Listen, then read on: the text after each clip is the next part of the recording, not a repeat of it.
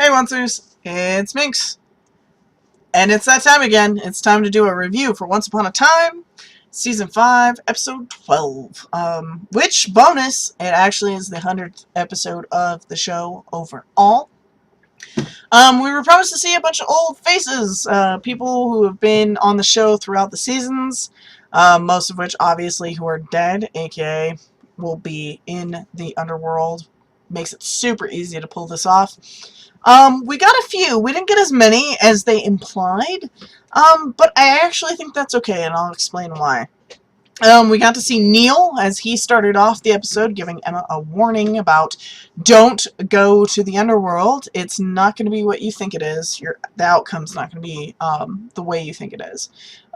Which sucks, because you know something bad's going to happen. It's going to be all like, oh my god, my feels are going to get kicked again, as is true with the show overall. We end up seeing Cora, Regina's mom, because strangely it ended up being a very Regina-centric episode, because we also got to see her dad, we got to see the magic mirror, aka Sydney Glass again, all sorts of stuff. The flashbacks had to do with her and her relationship with her parents. We got to see Pan briefly in a scene with Gold, so that was interesting.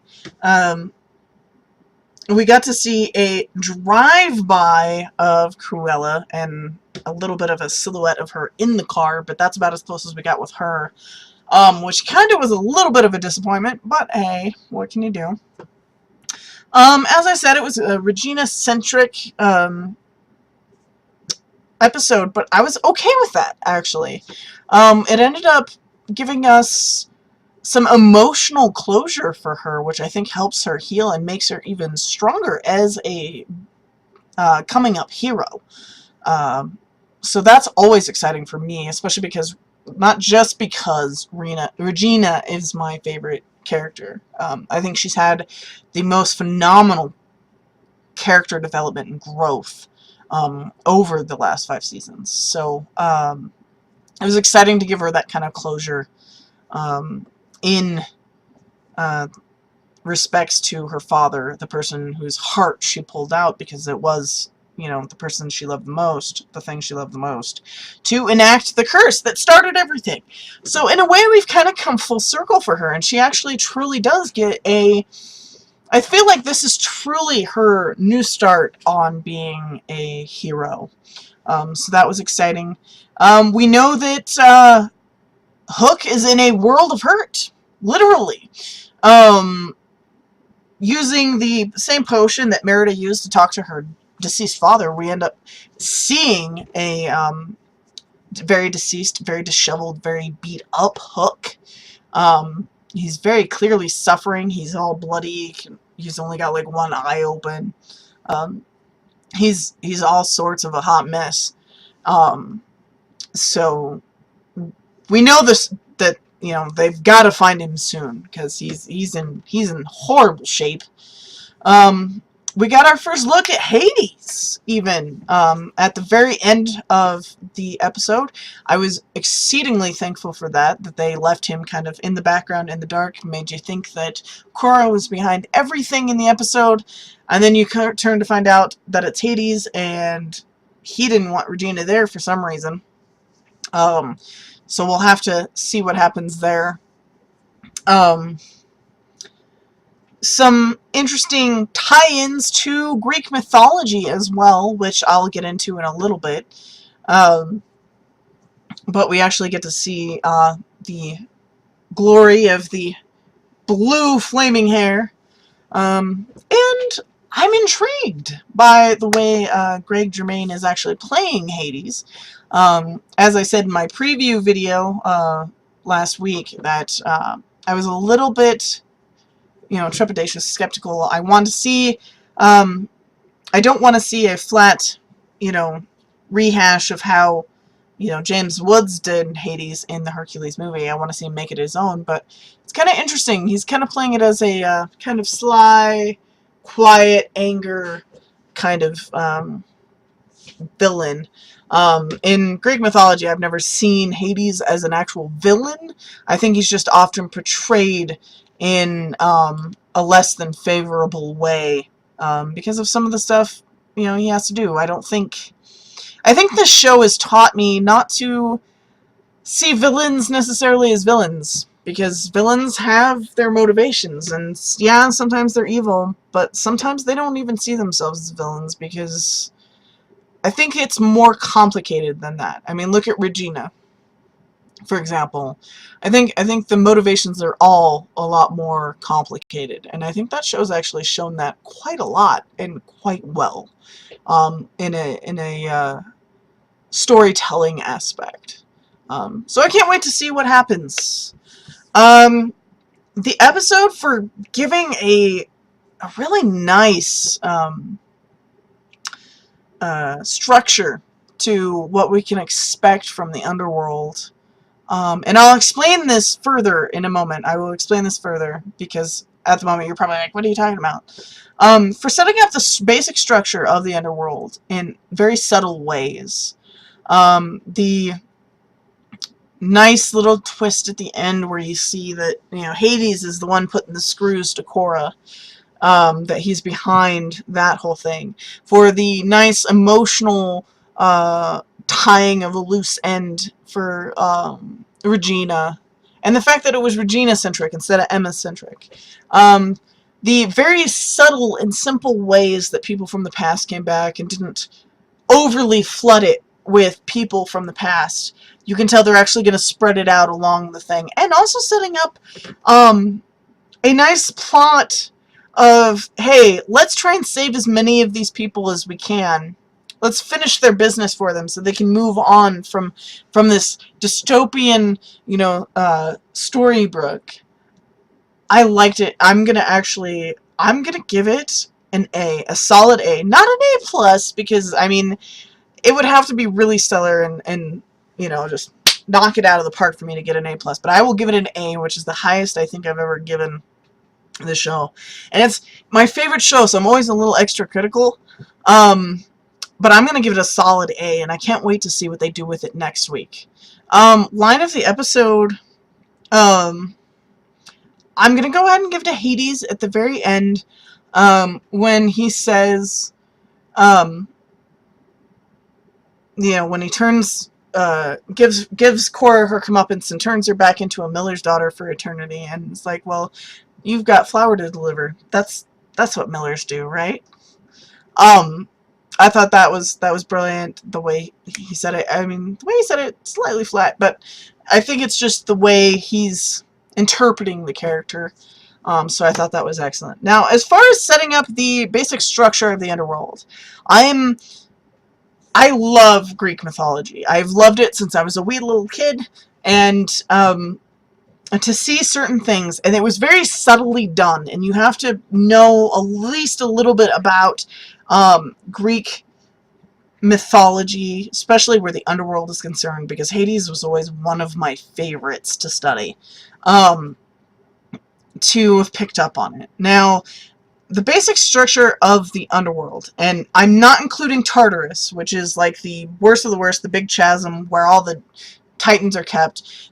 I'm just talking about main, you know, Underworld, which is obviously where the show is taking place. There's 3 parts to it. There's Elysium, the Fields of Asphodel, and the Fields of Punishment. Now, pretty much, if you're not into Greek mythology, but you're, you know, Christian or something like that, I can break it up real easy for you. Even if you're not, even if you're atheist, you still know the references.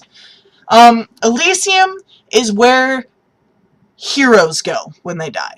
If you're a hero, if you're a super good person, or you know, saved a bunch of people and sacrificed yourself, you know, heroic death, or if you're really super close to the gods, you're going to go to Elysium.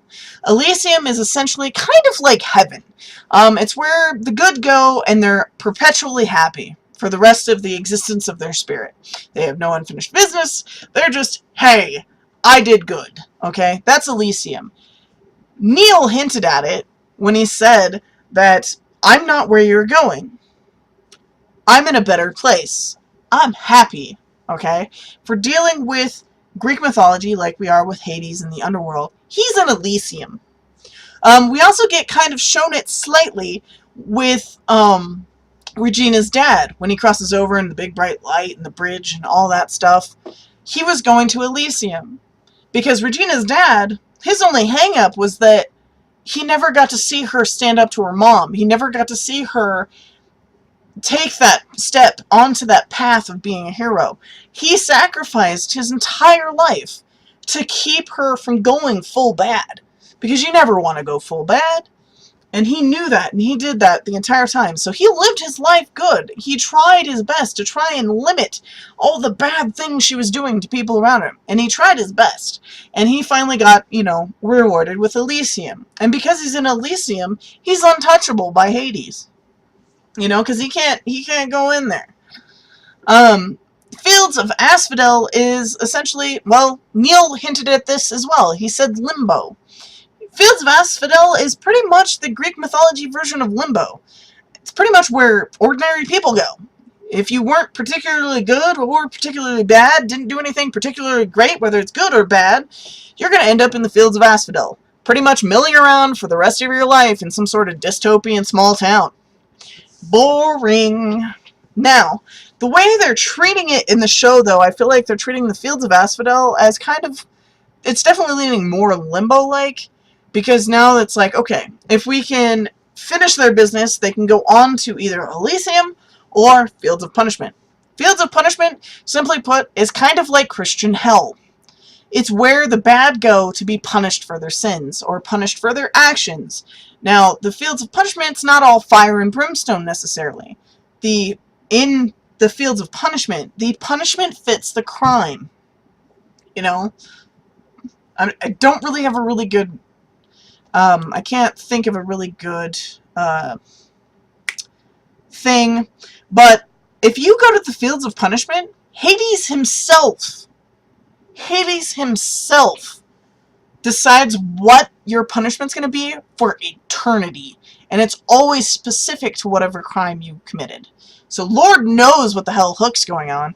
And based on the appearance of Hook, how beat up he is, you know, covered in blood and gore, he looks like he is definitely in the Fields of Punishment.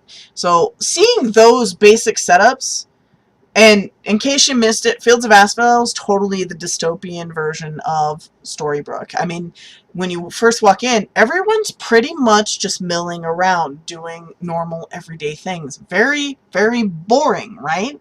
The other cool thing, and it was very small, and I'm wondering if they're not going to tie it in somehow else.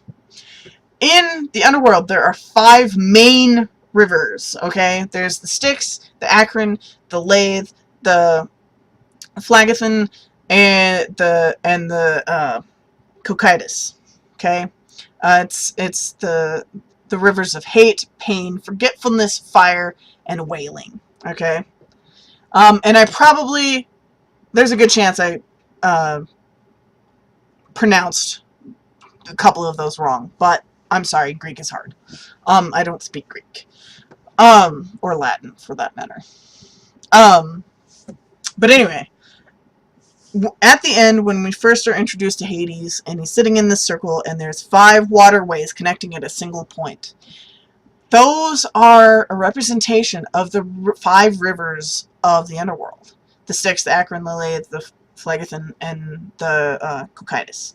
Now, I think that's awesome. It's very subtle, it's very small, it's something you wouldn't understand unless you actually knew, you know, Greek mythology. But I think there's also a different thing they might be doing with it, and it's just it's purely speculation. But given the very specific colors and textures that they used and effects they used on each of those, I don't know if they're going to use it strictly as the 5 rivers of the Underworld, the 5 main rivers, or if they're going to connect that somehow to all of the lands we have visited throughout the course of the show. One of the rivers was bright freaking green. My first thought was, oh my god, Wizard of Oz. You had a bright blue, icy blue one I'm thinking, oh god, maybe that's connects to Rivendell. What if each of the rivers somehow connects to the different lands we've been to? That would be an interesting twist and a different option for them to use for the storytelling while they're connecting the Underworld thingies with everything else in the story. But either way, at the very least, it is where the five rivers meet, which I just thought was awesome.